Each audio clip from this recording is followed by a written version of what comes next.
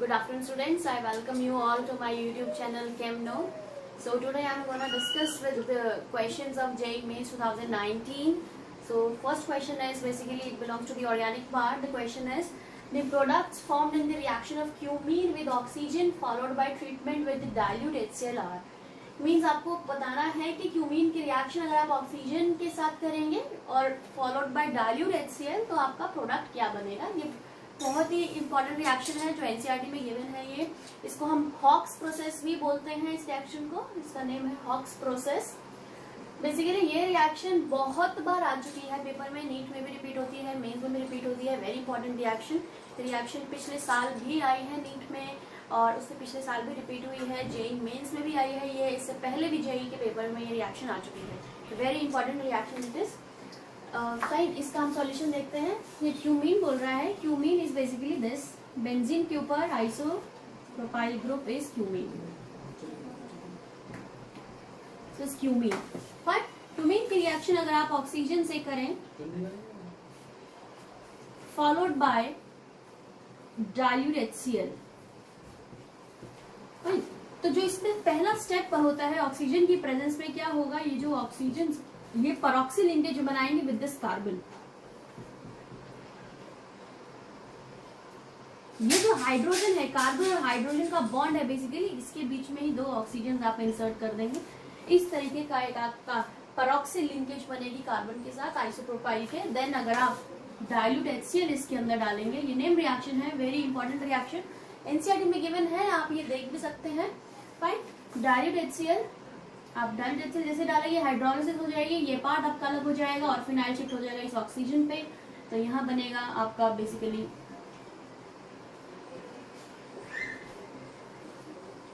OH, because ये phenyl ring इस oxygen पे शिफ्ट हो गई है और ये ऑक्सीजन बॉन्ड समेत यहाँ डबल बॉन्ड बना के आपको एसीटोन देगा, COCH3। This is acetone in the phenol.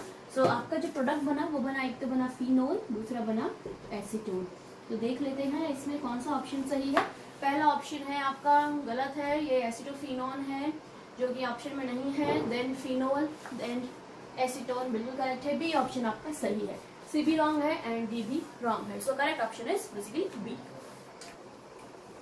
Next question is compound A and B in the following reactions are respectively. Fine, आपको एक इक्वेशन गिवन है जो कि इनकम्प्लीट है, आपको बताना है ए और बी प्रोडक्ट क्या होगा। जो फर्स्ट रिएक्शन है उसका रिएजेंट है HCHO like formaldehyde and hydrogen chloride. इस रिएक्शन का नाम हेलो फॉर्माइलेशन भी है। This is the hello formylation reaction, hello formylation ये रिएक्शन का नाम है।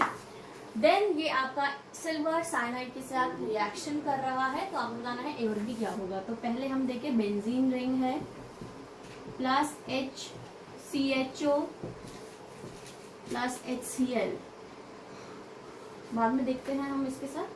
तो जैसे ही आपका बेंजीन यहाँ ये रिंग अटैच होगी और यहाँ पे ये जाएगा O नेगेटिव, हमारे पास HCl है एज ए रिएजेंट पेपर हमें पता है। तो होगा क्या कि ये बेंजीन के ऊपर इलेक्ट्रोफिलिक अटैक होगा, इलेक्ट्रोफिलिक सब्स्टिट्यूशन होगी। ये हुआ यहाँ पे CHO नेगेटिव पॉजिटिव, यहाँ पे हाइड्रोजन है, ये बॉन्ड यहाँ शिफ्ट होके इसकी एरोमेटिसिटी कंप्लीट कर देगा और ये O नेगेटिव जो है H पॉजिटिव जो कि आपका Cl से आया है, यहाँ से HCl से जो H पॉजिटिव है उसको लेके यहाँ पे अपनी नेगेटिव चार्ज को कंप्लीट कर देगा, मीन्स OH बना देगा। देन ये बना CH2OH, यहाँ पे एरोमेटिसिटी कंप्लीट हो गई है because H plus ion lose हो गया है, या हाइड जो इलेक्ट्रोफाइल है वो बेंजीन ने एज H प्लस आयन दे दिया है टू कंप्लीट द एरोमेटिसिटी। तो यानी कि प्रोडक्ट एक बन गया आपका CH2OH। अब now HCl is in the reaction, तो HCl के साथ because we know Cl is a nucleophile, OH भी एक न्यूक्लियोफाइल है, तो होगा क्या, यहाँ पे प्रोडक्ट बनेगा जो इसका OH है वो Cl से रिप्लेस हो जाएगा, CH2Cl। ये आपका एक इलेक्ट्रोफिलिक प्रोडक्ट बना A। This is the A product halo formylation reaction का। फाइन, ये न्यूक्लियोफिलिक सब्स्टिट्यूशन थे, यहाँ पे OH से Cl रिप्लेस हो गया, this is nucleophilic substitution. Then आपका ये A प्रोडक्ट बना। A के रिएक्शन अगर हम AgCN के साथ करें, AgCN आपका एक कोवलेंट कंपाउंड है, तो कोवलेंट कंपाउंड जब भी हम एज ए सब्स्टिट्यूशन रिएक्शन में यूज करते हैं तो आपका अगर साइनाइड है वो साइनाइड बेसिकली आपका N की तरफ से भी रिएक्ट कर सकता है, C की तरफ से भी रिएक्ट कर सकता है, राइट। तो अब यहाँ पे साइनाइड कार्बन से रिएक्ट करेगा या नाइट्रोजन से, वो डिपेंड करता है कि वहाँ पे आयनिक बॉन्डिंग है या कोवलेंट। यहाँ पे जो बॉन्डिंग है AgCN के साथ वो कोवलेंट बॉन्डिंग है, तो कार्बन सिल्वर के साथ बॉन्ड में है, नाइट्रोजन है जो फ्री है, तो नाइट्रोजन अटैक करेगा आपका Cl पे, राइट। तो अगर यहाँ पे KCN होता है, AgCN की जगह KCN होता है, तो ये आयनिक कंपाउंड है। आयनिक कंपाउंड में आयंस आपके अलग अलग हो जाते हैं इजिली। तो अब साइनाइड के पास ऑप्शन है वो कार्बन से अटैक करे या नाइट्रोजन से, तो वो कार्बन से अटैक करता है। लेकिन यहाँ पे AgCN में अब कार्बन बॉन्ड बना रहा है सिल्वर के साथ एज अ कोवलेंट बॉन्ड, तो नाइट्रोजन फ्री है अटैक करने के लिए, इसके लोन पेयर्स फ्री है, तो नाइट्रोजन अटैक करेगा Cl की जगह, यानी कि Cl रिप्लेस हो जाएगा Nc से। सो आपका बनेगा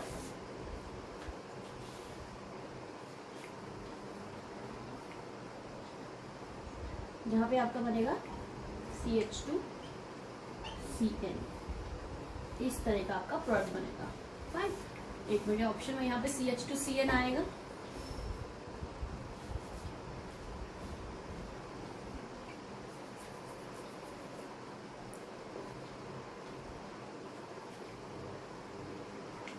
फाइन। तो ऑप्शन में देख लेते हैं, ये आपका बी बना CH2Cn, CH2Nc आएगा क्योंकि नाइट्रोजन अटैक कर रहा है, आइसोसाइनाइड ग्रुप बनेगा, तो CH2 के साथ जो लगेगा वो Nc लगेगा because it is a covalent compound, fine.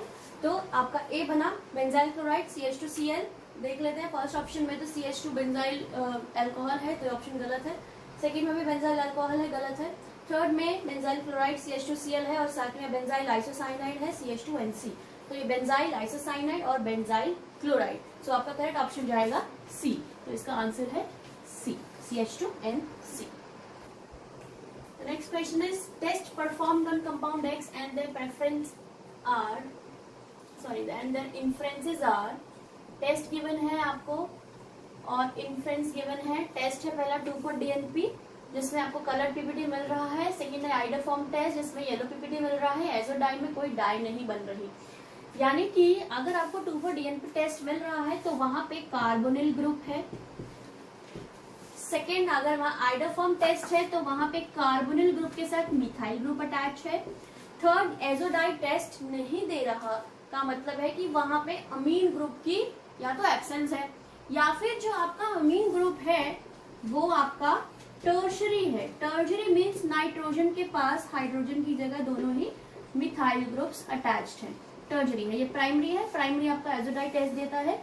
Secondary amine भी आपका एजोडाई टेस्ट देगा क्योंकि उसके पास हाइड्रोजन है, उसके पास हाइड्रोजन है, बट थर्डरी अमीन के पास हाइड्रोजन नहीं है, तो ये आपका एजोडाई टेस्ट नहीं देंगे, फाइन। तो इट मीन्स अगर हम चारों कंपाउंड्स को देखें तो फर्स्ट कंपाउंड में सबसे पहली बात है टर्शरी अमीन है, बिल्कुल ठीक है, ये एजोडाई टेस्ट जो है बेसिकली नहीं देगा।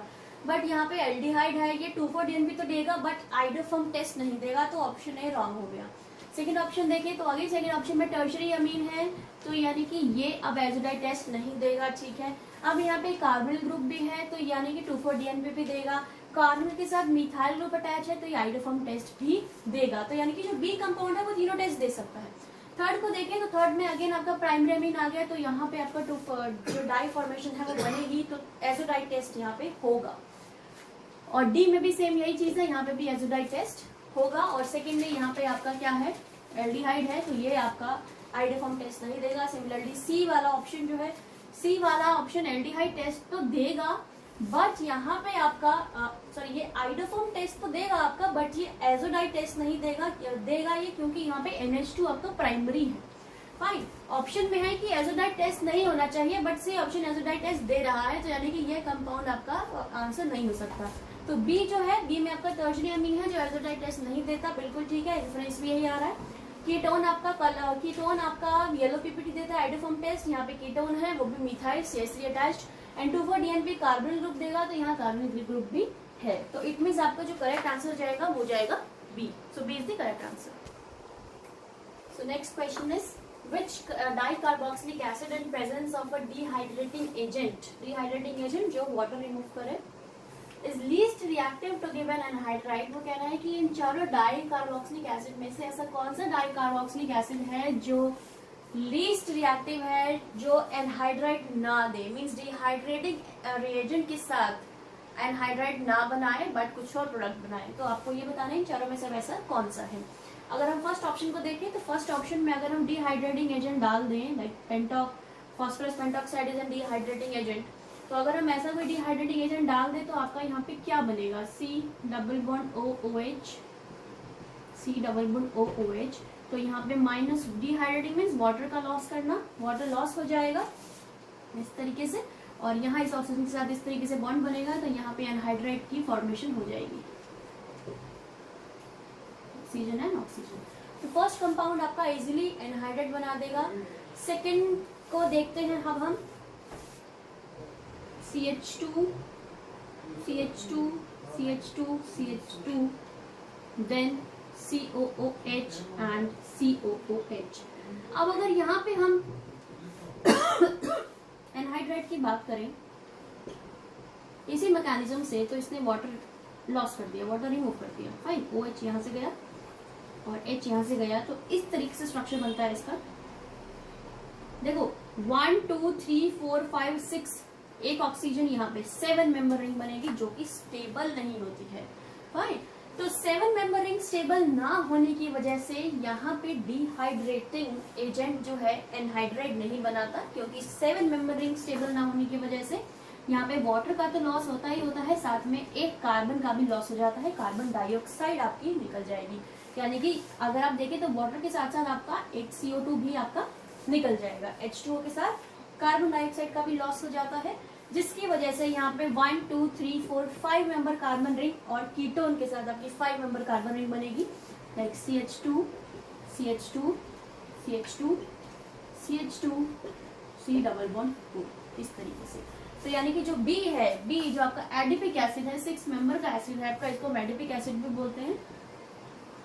एडिपिक एसिड में एनहाइड्राइड नहीं बना, बिकॉज एनहाइड्राइड अगर हम बनाते हैं तो 7 मेंबर का एनहाइड्राइड बन रहा है, जो कि वेरी अनस्टेबल होने की वजह से ये ब्रेक डाउन होके आपको कार्बन डाइऑक्साइड रिलीज कर देता है, जिसकी वजह से आपके कार्बन 5 होके 5 मेंबर रिंग कीटोन आपका यहाँ पे प्रोडक्ट बनेगा, फाइन। तो यहाँ पे क्या हुआ, कार्बन डाइऑक्साइड का भी लॉस हुआ और वाटर का भी लॉस हुआ, जिसकी वजह से 1 2 3 4 5 मेंबर कीटोन आपका बन गया। अगर हम सी ऑप्शन की बात करें, एथिलिक एसिड है, यहाँ भी इजीली एनहाइड्राइड बन जाएगा और डी में भी इजीली एनहाइड्राइड बन जाएगा।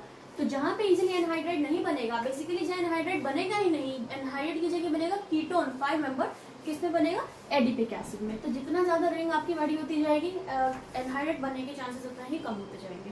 सो करेक्ट ऑप्शन यहाँ पे क्या जाएगा, B, that is the adipic acid which is not forming the anhydride but forming the 5 membered ring ketone.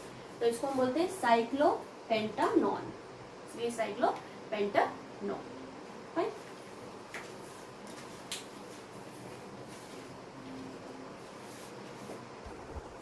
So next question is, iodine reacts with concentrated nitric acid to yield Y as a product with other products. The oxidation state of iodine in Y is what?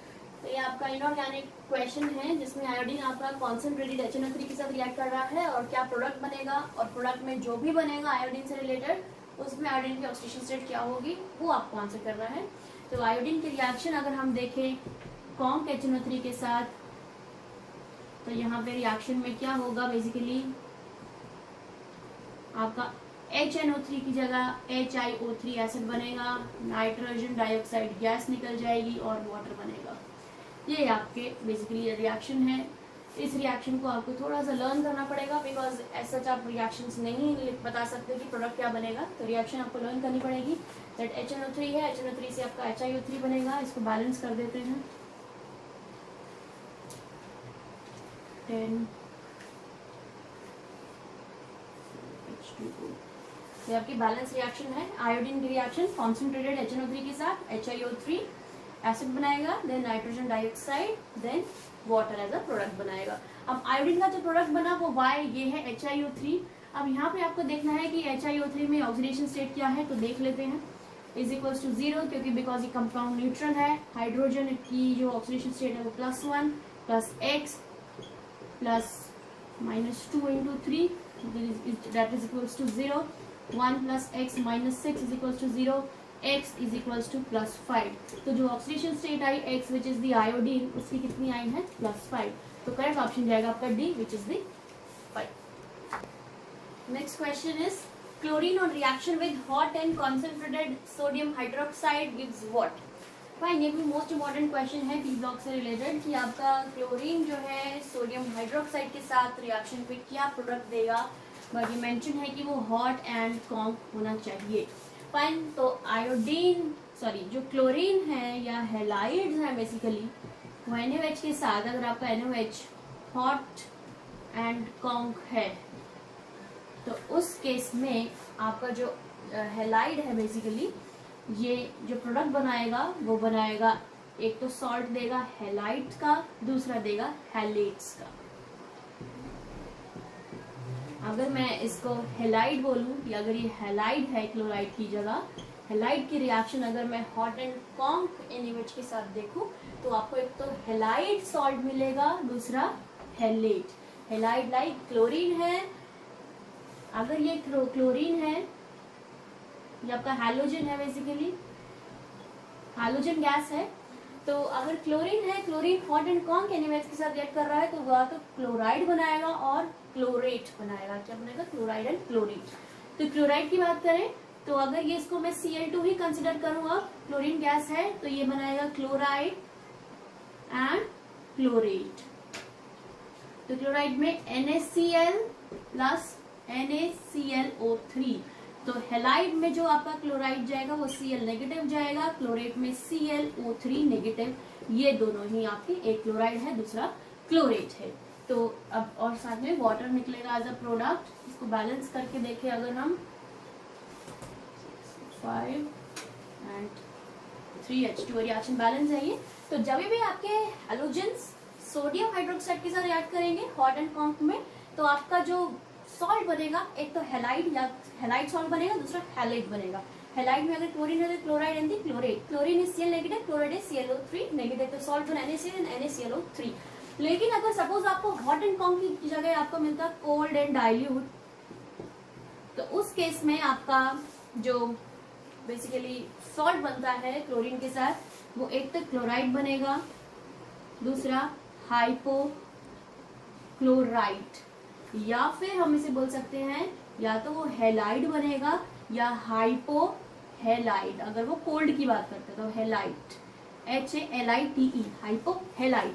Chloride की बात करें तो वो Cl negative हो गया, और hypochlorite की बात करें तो ClO नेगेटिव हो गया। यानी कि यहाँ पे सॉल्ट बनेगा NaCl और यहाँ बनेगा NaOCl अगर कोल्ड कंडीशन मेंशन है तो, और अगर हॉट कंडीशन मेंशन है तो उस केस में आपका क्लोरा हैलाइड और हैलेट बनेगा, यानी कि Cl negative and ClO3 negative. तो ऑप्शन देख लेते हैं आप कौन सा है आपका। ए गलत है यहाँ पे क्योंकि क्लोराइड और हाइपोक्लोराइट बन रहा है। बी में क्लोराइड एंड क्लोरेट बिल्कुल ठीक है, तो बी ऑप्शन आपका सही जाएगा। So B is the correct answer. Next question है the isoelectronic set of ions है। आपको 4 ऑप्शंस गिवन हैं, चारों में से बताना है कौन सा आइसोइलेक्ट्रॉनिक सेट ऑफ आयंस है। तो फर्स्ट ऑप्शन अगर हम देखें तो फ्लोराइड आयन है F नेगेटिव, फ्लोरीन के पास ऑलरेडी 9 इलेक्ट्रॉन्स रहते हैं, ऊपर नेगेटिव चार्ज है तो टोटल होगा यहाँ पे 10, और लिथियम के पास 3 इलेक्ट्रॉन्स रहते हैं, पॉजिटिव वाले तो यहाँ आगे 2, तो ये ऑप्शन तो गलत हो गया because isoelectronic set means same number of electrons, तो ये ऑप्शन रॉन्ग हो गया। बी में देखिए अगर N3 नेगेटिव, नाइट्रोजन के पास 7 होते हैं, ऊपर 3 नेगेटिव चार्ज है तो टोटल 7 + 3 10 इलेक्ट्रॉन्स हो गए। अगेन लिथियम पॉजिटिव आ गया तो यहाँ पे 10 इलेक्ट्रॉन, यहाँ पे 2, तो बी ऑप्शन भी आपका हो गया रॉन्ग। सी ऑप्शन देखिए, सी में पहले लिथियम पॉजिटिव है यानी कि इसके पास 2 इलेक्ट्रॉन्स हैं, सोडियम पॉजिटिव है, सोडियम के पास 11 इलेक्ट्रॉन्स रहते हैं, पॉजिटिव मींस एक इलेक्ट्रॉन निकल गया तो इसके पास 10 हो गए, तो यहाँ पे इलेक्ट्रॉन्स हो गए 2, यहाँ पे हो गए 10। अगेन सी ऑप्शन भी आपका रॉन्ग हो गया। डी ऑप्शन देखिए, N3 नेगेटिव 7 + 3, यहाँ पे 10 इलेक्ट्रॉन्स हो गए बिकॉज नाइट्रोजन 7 रहता है, 3 नेगेटिव में 3 इलेक्ट्रॉन्स ऐड हो गए। O2 नेगेटिव, ऑक्सीजन के पास 8 इलेक्ट्रॉन्स होते हैं, 2 और ऐड हो गए तो ये भी 10 हो गया। F नेगेटिव 9 रहते हैं, 1 नेगेटिव चार्ज है, 1 इलेक्ट्रॉन ऐड हो गया तो ये भी 10 हो गए। Na पॉजिटिव 11 होते हैं, पॉजिटिव मीन्स 1 इलेक्ट्रॉन निकल गया तो ये भी कितने हो गए आपके पास 10, तो चारों के पास कितने टोटल इलेक्ट्रॉन्स है 10, तो ये isoelectronic set of ions है, तो करेक्ट ऑप्शन जाएगा डी। नेक्स्ट क्वेश्चन आपका सॉल्यूशन चैप्टर से है। गिवन है for solvent molar depression constant which is Kf is 4.0 kelvin kilogram per mole, the depression and freezing point of solvent for 0.03 mole per kilogram. आपको जो depression and freezing point given है एक solvent का जिसकी molality है मोल per kilogram, solution of K2SO4, यानी कि जो सॉल्यूशन है वो पोटेशियम सल्फेट का सॉल्यूशन है और जिसके अंदर बना है वो कोई अननोन सॉल्वेंट है, मैं नहीं पता वो क्या है। तो आपको उस सॉल्यूशन की मींस K2SO4 सॉल्यूशन की K2SO4 के सॉल्यूशन की मोलालिटी गिवन है, that is 0.03 mole per kilogram. आपको बताना है डिप्रेशन इन फ्रीजिंग पॉइंट क्या होगा उस सॉल्यूशन के लिए जिस सॉल्यूशन की मोलालिटी 0.03 मोल पर किलोग्राम है, और आपको KF गिवन है, और आपको ये भी गिवन है एज्यूम करें कि कंप्लीट डिसोसिएशन हो रही है इलेक्ट्रोलाइट की, यानी कि यहाँ पे आपको वैन डर फैक्टर भी कंसिडर करना पड़ेगा। तो according to molar depression constant, जो डिप्रेशन इन फ्रीजिंग पॉइंट होगा आपका, उसका फॉर्मूला होता है IKF इनटू मोलालिटी। I हमें लगाना पड़ेगा because it is mention that assume complete dissociation of electrolyte. तो जब भी कंप्लीट डिसोसिएशन होगी इलेक्ट्रोलाइट की तो I की वैल्यू उतनी ही होगी जितने नंबर ऑफ आयंस हैं। तो K2SO4 की अगर हम डिसोसिएशन देखें तो ये 2K पॉजिटिव आयंस देगा और एक सल्फेट आयन देगा। तो टोटल नंबर ऑफ आयंस आपके कितने हो गए? 3। 2 तो K पॉजिटिव हो गई, एक सल्फेट हो गया, यानी कि आपकी I और वैन डर फैक्टर हो गया 3। तो डेल्टा TF जो आपको निकालना है which is the depression in freezing point, that is equals to 3 multiply K जो आपको KF basically molar depression constant वो गिवन है 4.0 मल्टीप्लाई मोलालिटी जो गिवन है 0.03 मोल पर किलोग्राम। यूनिट्स लगा देते हैं, 4.0 के पास है आपकी, यहीं पे मल्टीप्लाई कर देते हैं यूनिट को भी, केल्विन किलोग्राम पर मोल। तो देखिए जरा, ये आपकी मोल पर किलोग्राम है जो कि डिवाइड में जाएगी, किलोग्राम से किलोग्राम कैंसिल, मोल से मोल कैंसिल, सिर्फ यूनिट क्या बची के, दैट इज द केल्विन। अब इन तीनों टर्म्स को मल्टीप्लाई कर देते हैं, 3 मल्टीप्लाई 4 मल्टीप्लाई 3 अपॉन 100 बिकॉज ये 0.03 है, ये हुआ 12 3 36 36 बाई 100 K और 0.36 केल्विन। तो आंसर है 0.36 केल्विन। तो ए ऑप्शन गलत है, that is 0.18, B 0.36 kelvin, yes B is the right answer. तो आपका बी करेक्ट ऑप्शन है यहाँ पे। नेक्स्ट क्वेश्चन है आपका, अ सॉल्यूशन ऑफ निकल nitrate is electrolysed between platinum electrodes using 0.1 farad electricity, how many moles of nickel will be deposited at the cathode? तो अगर आपने निकल नाइट्रेट के सॉल्यूशन को इलेक्ट्रोलाइज किया है बिटवीन प्लैटिनम इलेक्ट्रोड और आपने इलेक्ट्रिसिटी यूज करी है 0.1 फैराडे, तो जितनी इलेक्ट्रिसिटी आपने यूज करी है उतने ही मेटल के इक्विवेलेंट्स रिलीज होंगे। फाइन, जितनी इलेक्ट्रिसिटी यूज करेंगे उतने ही मेटल के क्या रिलीज होंगे? इक्विवेलेंट्स।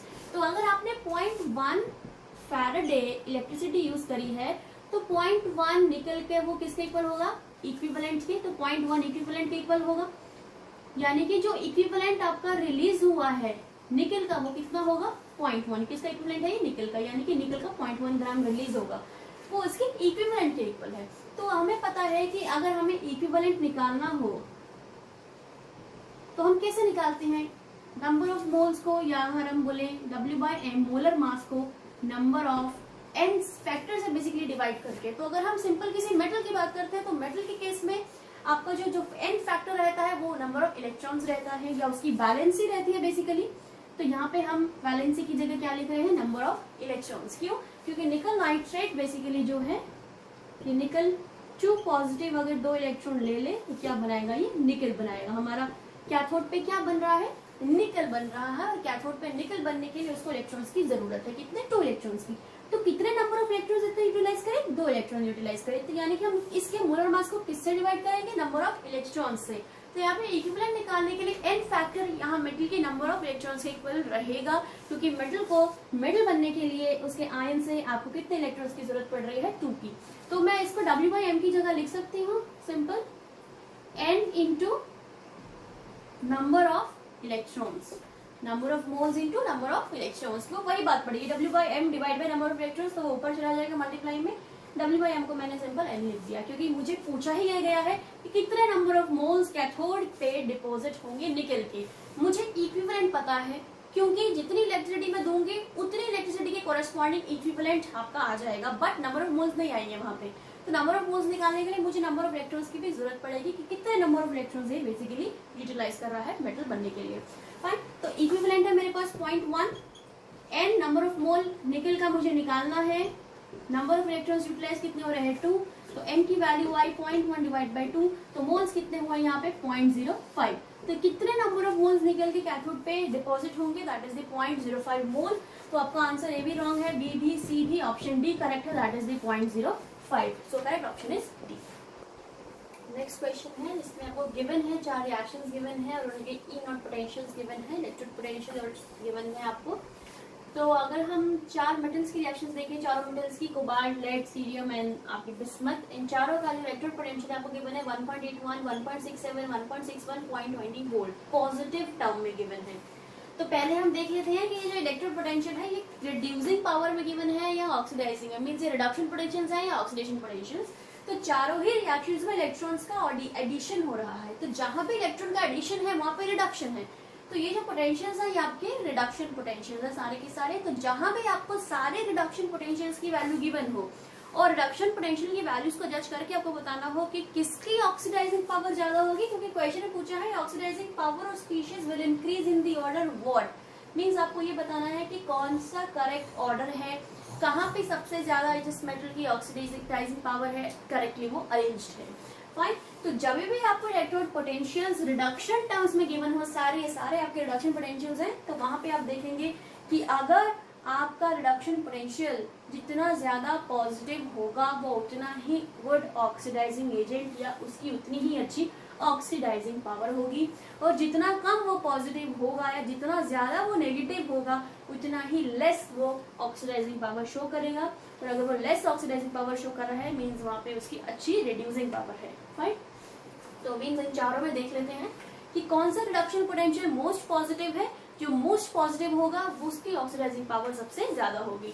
तो यहाँ पे देखें कोबाल्ट की, तो ये प्लस 1.81 गिवन है, then lead 1.67, then cerium 1.61, then bismuth is 0.20 volt. तो सबसे ज्यादा आपको कोबाल्ट की गिवन है, कोबाल्ट की सबसे ज्यादा होगी, देन आपका लेड का रहेगा, देन सीरियम, देन बिस्मिथ. तो ये आपका बेसिकली ट्रेंड रहेगा. तो इस ट्रेंड को हम देख लेते हैं कि कौन से ऑप्शन में गिवन है. सबसे ज्यादा कोबाल्ट, ये ऑप्शन ठीक है, बट फिर बिस्मिथ आ गया तो ये ऑप्शन रॉन्ग हो गया. देन कोबाल्ट के बाद लेड, लेड के बाद सीरियम, सीरियम के बाद बिस्मिथ. ठीक है, तो बी ऑप्शन आपका करेक्ट है जो कि हमारे आंसर से मैच कर रहा है. So B is the correct answer. Next question है, consider the following reduction process. Again आपको चारों रिएक्शंस गिवन है, आपको बताना है reducing power of metal increases in what order. तो आपको बताना है एबीसीडी में से कौन सा ऑर्डर करेक्ट होगा. अभी मैंने पिछले प्रीवियस क्वेश्चन में डिस्कस किया कि अगर रिडक्शन पोटेंशियल्स में इनर वैल्यू गिवन हो और वो ज्यादा पॉजिटिव हो तो वो गुड ऑक्सीडाइजिंग पावर शो करता है या गुड ऑक्सीडाइजिंग एजेंट है. लेकिन अगर आपको रिड्यूसिंग पावर की बात करनी हो तो हम इनोट की वैल्यू अब देखेंगे किसकी जितनी कम होगी. कम मीन्स वो नेगेटिव भी जा सकती है, तो जिसकी जितनी ज्यादा नेगेटिव हुई वो उतनी कम हुई वैल्यू. तो जितनी ज्यादा नेगेटिव होगी उसकी रिड्यूसिंग पावर उतनी ही ज्यादा होगी. यहाँ पे ट्रेंड अब उल्टा चलेगा. वहां पे ये था जिसकी जितनी ज्यादा पॉजिटिव होगी वो उतना स्ट्रॉन्ग ऑक्सीडाइजिंग एजेंट है. यहाँ पे है जहाँ पे जितनी ज्यादा रिडक्शन पोटेंशियल नेगेटिव होगी वो उतना ही अच्छा रिड्यूसिंग एजेंट है या वो रिड्यूसिंग उसकी पावर है. तो देख लेते हैं. फर्स्ट जिंक मेटल गिवन है, ये सारे आपके रिडक्शन पोटेंशियल गिवन है क्योंकि there is an addition of electrons. Fine. तो सबसे ज्यादा नेगेटिव अगर हम देखें तो वो हमारी कैल्शियम की है, दैट इज -0.287 वोल्ट. सबसे पहले कैल्शियम जाएगा, सबसे ज्यादा रिड्यूसिंग पावर कैल्शियम की है. उसके बाद देखें तो आपका मैग्नीशियम जाएगा, that is 0.36 volt. Then magnesium से आप देखें इससे कम किसकी है, मैग्नीशियम से कम है आपकी जिंक की, दैट इज 0.76 वोल्ट. और सबसे कम जाएगी आपकी निकल की. अब देख लेते हैं कि हमारा ऑप्शन किस ऑप्शन से मैच कर रहा है. पहला कैल्शियम, देन निकल. ए ऑप्शन रॉन्ग हो गया. तो ए ऑप्शन आपका रॉन्ग है यहाँ पे, बिकॉज कैल्शियम से पहले निकल है, कैल्शियम से पहले मैग्नीशियम आना चाहिए था. देन बी ऑप्शन देखें तो सबसे ज्यादा कैल्शियम है, then magnesium, then zinc, then nickel. ठीक है, आपकी ये चारों आपके बिल्कुल करेक्ट ऑप्शन है जो हमारे आंसर से मैच किए हैं. सी ऑप्शन भी रॉन्ग है क्योंकि सी में सबसे ज्यादा निकल शो किया है, दैट इज रॉन्ग. और डी में भी सबसे ज्यादा निकल शो किया है, again wrong. So correct option जाएगा आपका B. So B is the right answer. Next question है, group number, number of valence electrons and valency of an element with atomic number 15 respectively are. अब आपको बताना है कि अगर किसी एलिमेंट जिसका एटॉमिक नंबर 15 है उसका ग्रुप नंबर क्या होगा, वैलेंस इलेक्ट्रॉन्स कितने होंगे और उसकी वैलेंसी क्या होगी. तो ग्रुप नंबर 15, एटॉमिक नंबर 15 की अगर हम बात करेंगे तो एटॉमिक नंबर अगर हम 15 लेके चलें तो ये एलिमेंट आपका फास्फोरस है. That is 1s2, 2s2, 2p6, 3s2, 3p3, ये उसकी इलेक्ट्रॉनिक कॉन्फ़िगरेशन होगी। फाइन। अब ग्रुप नंबर क्या होता है? ग्रुप नंबर अगर हम देखें, फास्फोरस का ग्रुप नंबर आपका 15 जाएगा, जो उसका एटॉमिक नंबर है दैट इज द 15 ओनली। इसका ग्रुप नंबर 15 है। ये पीरियोडिक टेबल में अगर हम देखें, पीरियोडिक टेबल रफली बना के, तो ये पीरियोडिक टेबल में यहाँ पे आपका 13 से लेके 18 तक आपका 6 ग्रुप्स लाई करती हैं पी ब्लॉक में, जहाँ पे 15 नाइट्रोजन के नीचे आपका आता है फास्फोरस। फाइन, क्योंकि यहाँ पे 5 है, 3+5, यहाँ 5 वैलेंस चलते हैं, तो नाइट्रोजन के नीचे फास्फोरस है, ये आपका ग्रुप नंबर 15 में जाएगा आपका फास्फोरस। तो ग्रुप 15 हो गया यहाँ पे फास्फोरस का। तो पहले 15, क्योंकि रिस्पेक्टिवली पूछा है आपको, तो आपको स्टेप वाइज बताना है। पहले 15 आएगा, देन उन्होंने पूछा है नंबर ऑफ बैलेंस इलेक्ट्रॉन। तो लास्ट चेन में जितने भी इलेक्ट्रॉन्स हैं, जैसे कि आप देखें 3s में 2 है, 3p में 3 है, 2 + 3 5, तो बैलेंस इलेक्ट्रॉन्स कितने हो गए उसके पास? 5। अगर हम वैलेंसी की बात करें तो वैलेंसी हम हमेशा कैसे निकालेंगे? 8 में से माइनस करके। अगर वैलेंसी 4 से कम है तो जितना नंबर होगा वो उसकी वैलेंसी होगी। अगर 4 है तो 4 ही उसकी वैलेंसी है, लेकिन अगर 4 से ज्यादा हो गया तो उसे हम 8 से सब्ट्रैक्ट करके बताते हैं वैलेंसी। तो यहाँ पे अब आपके total number of balance electrons 8 हो गए, तो वैलेंसी बताने के लिए हमें 8 में से -5 करना पड़ेगा, या 8 में से 5 सब्ट्रैक्ट करना पड़ेगा, तो आंसर आया 3। तो इसकी वैलेंसी कितनी होगी? 3। तो यानी कि इसका ग्रुप नंबर 15 है और 5 इसका नंबर ऑफ बैलेंस इलेक्ट्रॉन्स है, 3 इसकी क्या है? वैलेंसी। सपोज अगर आपके पास नंबर ऑफ बैलेंस इलेक्ट्रॉन्स 4 ही होते तो उसकी वैलेंसी भी 4 जाती, 3 होते तो 3 जाती, 2 होते तो 2 जाती, 1 होते तो 1 जाती। लेकिन अगर वो 4 से ज्यादा हो जाता है, 5, 6, 7, 8, तो हम उसे 8 में से सब्ट्रैक्ट करके बताएंगे। फाइन, तो आंसर जाएगा 15, 5 एंड 3। तो बी ऑप्शन आपका करेक्ट है, इसमें गिवन है 15, 5 एंड 3, बिकॉज जेड आपका 15 फास्फोरस है, जो नाइट्रोजन फैमिली से बिलोंग करता है, और नाइट्रोजन की फैमिली ग्रुप 15 में रहती है। नेक्स्ट क्वेश्चन है, IUPAC symbol for the element with atomic number 119 would be what? आपको यहाँ पे अब बेसिकली आपको बताना है, नेमिंग करनी है, IUPAC सिंबल बताना है 119 के लिए।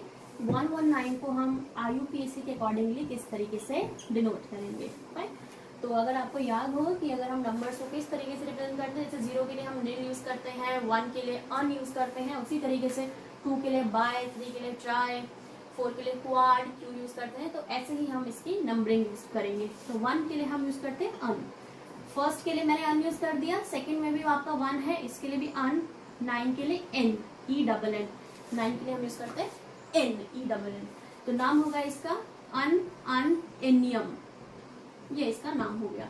लेकिन अगर हमें तो ये तो नेमिंग हो गई, हमें तो सिंबल बताना है, क्योंकि हमें सिंबल पूछा है। सिंबल के लिए हम सबका फर्स्ट लेटर उठाएंगे, लाइक यू, अन का यू, अगेन अन का यू और एन का ई, तो UUE इसका IUPAC सिंबल हुआ। तो ए ऑप्शन UNH गलत है, बी UUE बिल्कुल सही है, बी ऑप्शन इसका करेक्ट होगा, सी भी रॉन्ग है और डी भी रॉन्ग है, तो करेक्ट ऑप्शन आपका जाएगा C. Next question is the element having greatest difference between its first and second ionisation energy is what? किस एलिमेंट में सबसे ज्यादा उसकी फर्स्ट और सेकेंड आयनाइजेशन एनर्जी में डिफरेंस रहेगा, हमें बताना है। अब ये 4 ऑप्शन गिवन है, चारों में से कोई एक करेक्ट है, तो उसके लिए हमें इन चारों की इलेक्ट्रॉनिक कॉन्फ़िगरेशन देखनी पड़ेगी। Calcium is 20, that is 1s2, 2s2, 2p6, 3s2, 3p6, ये हो गया 10, 8, then 4s2, 20, then barium, then scandium. Scandium में आपका जाएगा, ये आपका डी ब्लॉक एलिमेंट आ गया, 1s2, 2s2, 2p6, 3s2, 3p6, 4s2, 3d1, ये जाएगा। ठीक है, तो मैंने इलेक्ट्रॉनिक कॉन्फ़िगरेशन इस तरीके से लिखी है, लेकिन इलेक्ट्रॉन पहले निकलेगा S से देन D से, निकालने का अलग तरीका है। लेकिन हमें तो डिफरेंस बताना है फर्स्ट और सेकंड आयनाइजेशन एनर्जी में, किसमें बहुत ज्यादा डिफरेंस है। बेरियम की बात करें तो बेरियम की इलेक्ट्रॉनिक कॉन्फ़िगरेशन हमें पूरी याद करने की जरूरत नहीं है, ये सेम कैल्शियम जैसी ही रहेगी, बस आपका जो ग्रुप नंबर है वो चेंज हो जाएगा। लाइक अगर 3 है, यहाँ पे चल रहा है 3p6, 4s2, तो अगर हम बात करें सपोज मैग्नीशियम बेटा मांगे कार, स्कूटर, बाप, तो ये हो गया beryllium, magnesium, calcium, strontium and barium. तो ये आपका जो बेरियम है बेसिकली, तो कैल्शियम आपका लाई कर रहा है 4s2 में, तो स्ट्रॉन्शियम आपका 5s2 हो गया और बेरियम आपका 6s2 हो गया। तो ये 6s2 और इससे पहले जो लाई करेगा वो p का ऑर्बिटल लाई करेगा, दैट विल बी दी, आप देख लें यहाँ पे कितना जाएगा, 4p ही जाएगा। ठीक है, तो ये 6s2 लास्ट में इसका s, और इससे पहले जो इलेक्ट्रॉनिक कॉन्फ़िगरेशन जैसे यहाँ पे 3p और 4s आ रहा है, तो यहाँ पे आपका 6s जाएगा, 6s, और लाइक हमें से लिखने की जरूरत नहीं है पूरी, लास्ट में हम लिख देते हैं, लास्ट में है आपका 6s2 एंड 5p6, जैसे 3p6 4s2 है, यहाँ हमने 6s2 5p6 आपका लिख दिया। ठीक है, तो नेक्स्ट अब आपका जो बचा ये बेरियम हो गया, बेरियम के बाद पोटेशियम है, पोटेशियम को देखें तो ये 19 होता है, like 1s2 2s2 2p6 3s2 3p6 4s1। अब इलेक्ट्रॉन्स हम रिमूव करके देखें, कैल्शियम में देखें तो पहला इलेक्ट्रॉन निकालना ही यहाँ पे थोड़ा सा मुश्किल हो जाएगा क्योंकि ये ऑलरेडी फुलफिल्ड है 4s2, फाइन। और अगर एक बार 4s2 से आपने इलेक्ट्रॉन निकाल दिया तो सेकेंड आयनाइजेशन एनर्जी में ज्यादा डिफरेंस नहीं आएगा, वो इजिली निकल जाएगा। स्कैंडियम की बात करें तो स्कैंडियम में भी अगर आप देखें तो पहले इलेक्ट्रॉन आपको निकलना डी से चाहिए बट निकलता एस से है, पहले 4s से निकल जाएगा इजिली, ज्यादा डिफरेंस नहीं है 4s और 3d की एनर्जी में, पहले 4s से निकलेगा देन वो 3d से निकल जाएगा। अगर आप सिमिलरली बेरियम की बात करें, बेरियम की बात करें तो बेरियम में भी आपका 6s से एक बार इलेक्ट्रॉन निकल गया एक, तो 6s1, लाइक अगर ये 6s2 से 6s1 हो गया तो इजीली आपका 1 इलेक्ट्रॉन यहाँ से निकल जाएगा। तो यहाँ भी फर्स्ट और सेकंड आयनाइजेशन एनर्जी में ज्यादा डिफरेंस नहीं आएगा।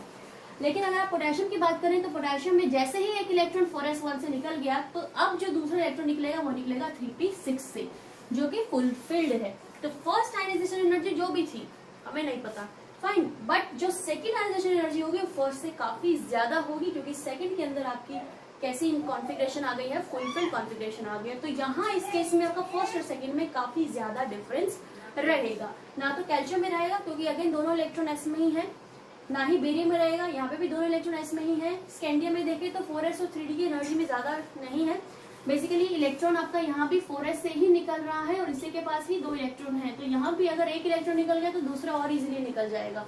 तो यहाँ भी क्योंकि दोनों इलेक्ट्रॉन एस में ही है तो यहाँ भी दोनों इलेक्ट्रॉन एस में होने की वजह से दोनों आयनाइजेशन एनर्जी में डिफरेंस नहीं आएगा, बट यहाँ पे अगर एक बार 4s1 से इलेक्ट्रॉन निकल गया, दूसरा इलेक्ट्रॉन अब 3p6 से निकलेगा जो कि फुलफिल्ड है, तो सेकंड आयनाइजेशन एनर्जी काफी हाई हो जाएगी फर्स्ट से, तो ज्यादा डिफरेंस आएगा किसमें, पोटेशियम में। तो आंसर क्या जाएगा आपका, potassium. So D is the answer, which is the potassium, fine. तो अभी तक मैंने जितने इस वीडियो में इस वीडियो के या जेईई में 2019 के 5 पार्ट्स बनाए हैं जिसमें मैंने इंपॉर्टेंट क्वेश्चंस कवर किए हैं, basically organic, inorganic and the physical part also, but मैंने ऑर्गेनिक पे ज्यादा फोकस किया है। अब इसके बाद जो मैं नेक्स्ट वीडियो पे फोकस करूंगी वो जेईई मेंस 2020 का रहेगा जो इस साल जनवरी में हुआ था, फाइन। सो अगर आपको मेरी वीडियोस अच्छी लगती है please like, subscribe my channel and share it. So till then, thank you.